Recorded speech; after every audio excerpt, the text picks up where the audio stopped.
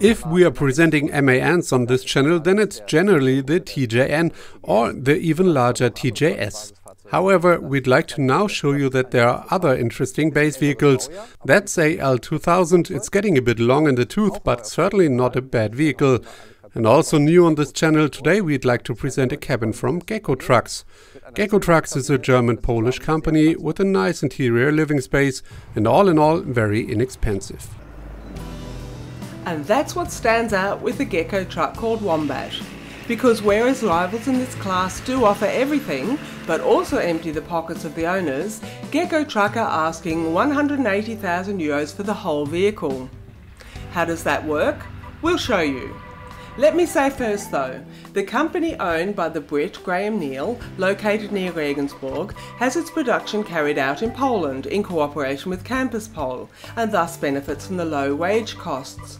But the concept behind the Gekkotruck is also an important factor for the inexpensive price. Fit what's relevant, leave out anything that eats up time and money. We will see in a minute what that means, but first, let's take the right-hand drive for a spin. The new owners come from Australia. Today we are test driving a truck motorhome on a base chassis that is my personal favorite, the L2000 with a 225 HP engine and 8-gear manual gearbox. The conversion is a German-Polish cooperation. The suspension is a classical spring frame, which means it's not that difficult to drive off-road, but actually the MAN isn't either. It's all a bit bumpy because we can't lower the tire pressure as there isn't a hose to refill it. The vehicle has just been handed over to the customer and it's not yet fully equipped. We'll have to cope with roughing it a bit. What's nice about the MAN L2000 in my opinion is the good balance of the low weight of the base vehicle, meaning the low weight of the empty chassis. I've got a lot in reserve to build on. It's not really been used to the full here. They could have easily built a 7,5-ton vehicle.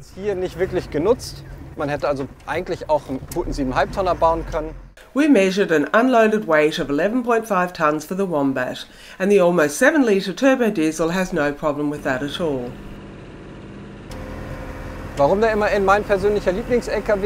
I can easily explain why this is personally my favorite truck.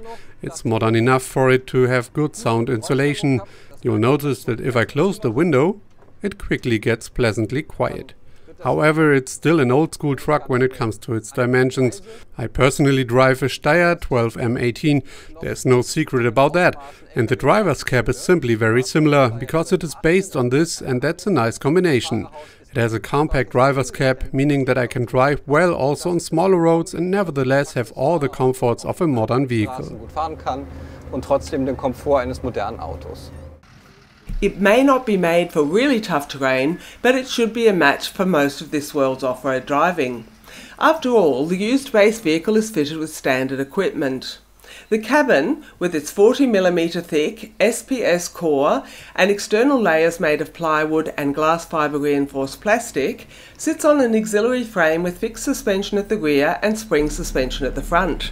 The springs in particular might look a bit makeshift, however they fulfil their purpose completely. Let's not forget we're driving a 180,000 euro motorhome. Right, that's enough driving. Let's go round and have a look at the outside.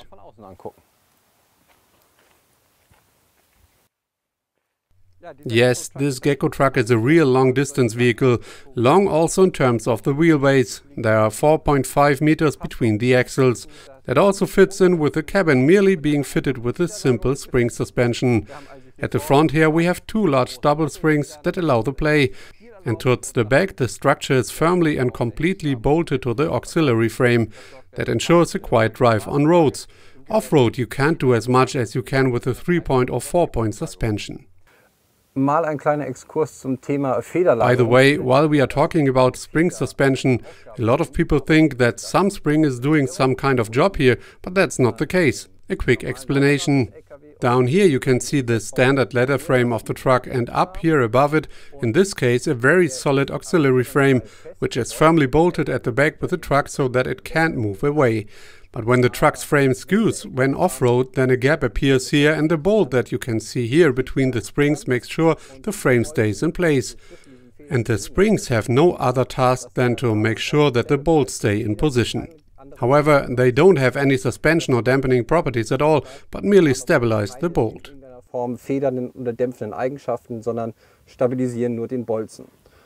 Here on this plate for side support, it's easy to see how far a frame like this can move. 10 to 12 centimeters are very common, and this makes sure that the auxiliary frame does not simply disappear to the side.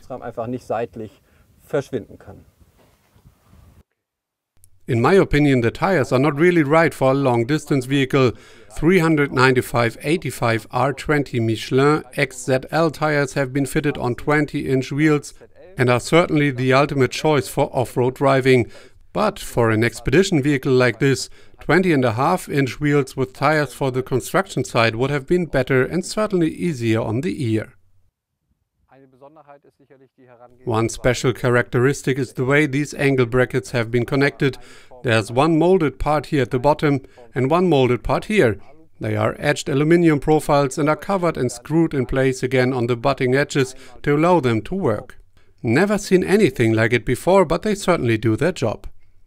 With a 400-liter diesel tank on the left-hand side and 200 on the right, you can easily see that this really is a long-distance vehicle. Then it's not that bad that the tank hangs down so far. This really is the lowest point. Here just about level with the height of the wheel hub. That would quickly get annoying, of course, when you go off-road. It has the whole lot at the back, 2 spare wheels. That's a good decision with this somewhat unusual tire size. This means that the entire support is correspondingly chunky and is bolted very solidly here at the bottom to the auxiliary frame. The wheels are lowered with a cable winch. This underride protection here is another story. It's pretty flimsy, simply hanging on 2 small bolts. That'll never get roadworthy approval.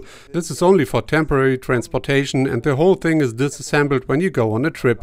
However, you might as well not have bothered in the first place. Hiding under here is a 24-volt electrical cable winch with a steel cable. A thoroughly sensible thing at the rear, because if you do get stuck, you want to pull yourself back to where you came from rather than driving further into the mud.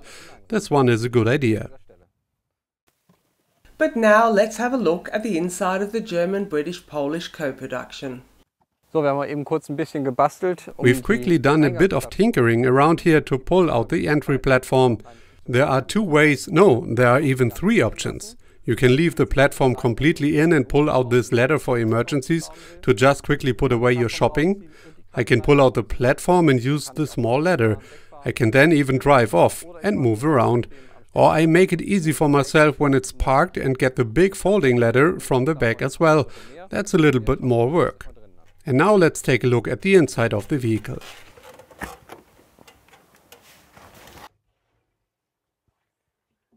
As is popular at the moment, the entry goes through the bathroom cubicle. The toilet is behind here.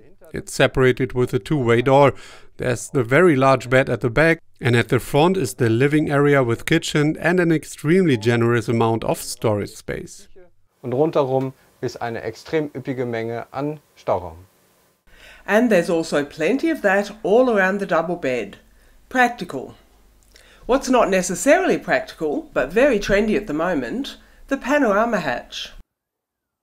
If you're anyone nowadays, you have a panorama hatch, so you have to have one here too. This is a whopping 2 meters long, and what is great with this 4-seater, which converts nicely to a bed, I can sleep looking at the countryside around me, and I also have a mosquito net so that I don't get bothered by mosquitoes at night. Luckily these little pests aren't around in this warm, late autumn weather, so we can enjoy the view without the net. A special feature of this truck, there are not only 2 3-point belts on that side, but also 2 lap straps, meaning there is seating for 4 passengers. However, whether it's this vehicle or not, you need a strong stomach to travel up here. Off-road is certainly not for the faint at heart. The kitchen on the right-hand side is 2 meters long and offers loads of space and work surface. Gas is used for cooking. However, there's also a portable induction hob that you can use. It's powered by 3.5 kilowatts. That's a nice little extra for when the sun shines and you don't have any gas with you. At the front there's a fully fledged washing machine concealed behind here, and a nice detail is the two water taps, one for service water and one for especially filtered water. However, what I don't like is the fridge. A Dometic fridge has been installed here, and it has been running the entire time we've been in the vehicle, and the ventilator fan blows out of here. There's an air outlet. That means I have permanent noise, and the air seems to be a bit stuffy. Ich habe also eine permanente Geräuschquelle hier.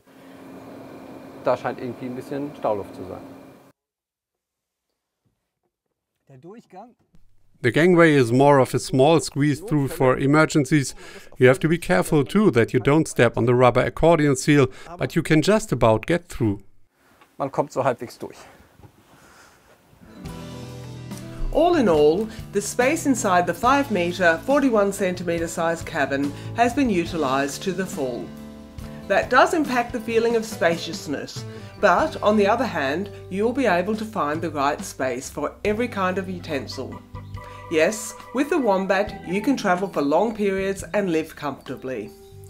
If you look behind the scenes, you'll discover that the construction standard is pretty basic, which doesn't necessarily mean it's bad.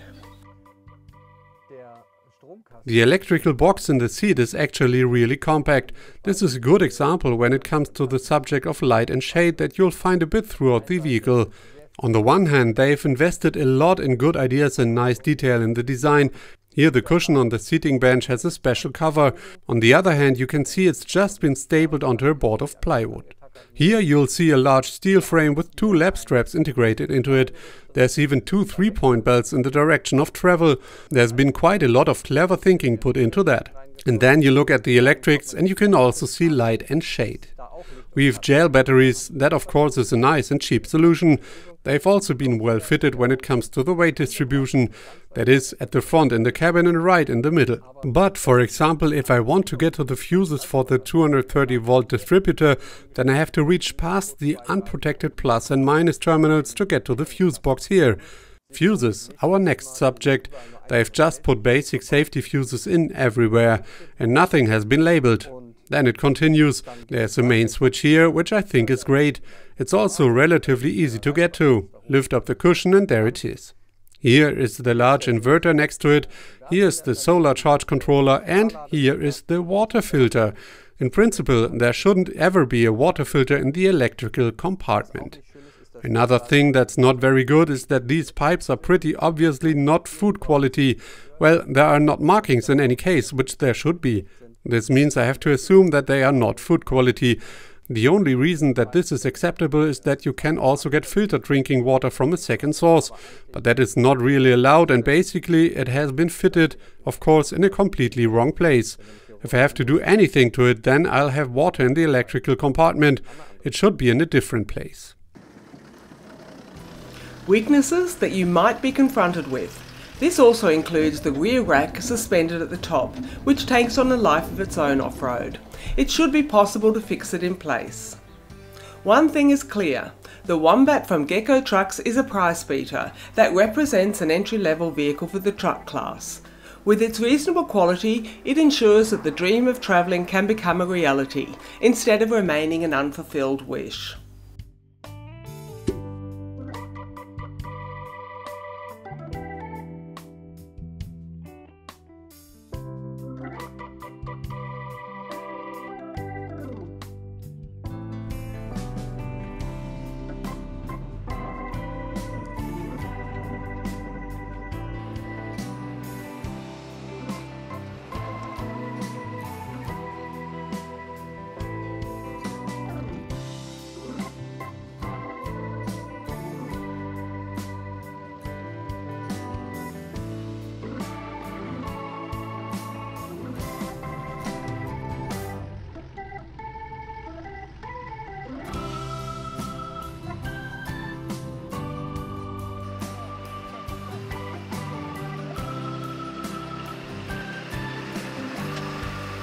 By the way, we've already tested several trucks in the premium class. Simply have a look around our channel.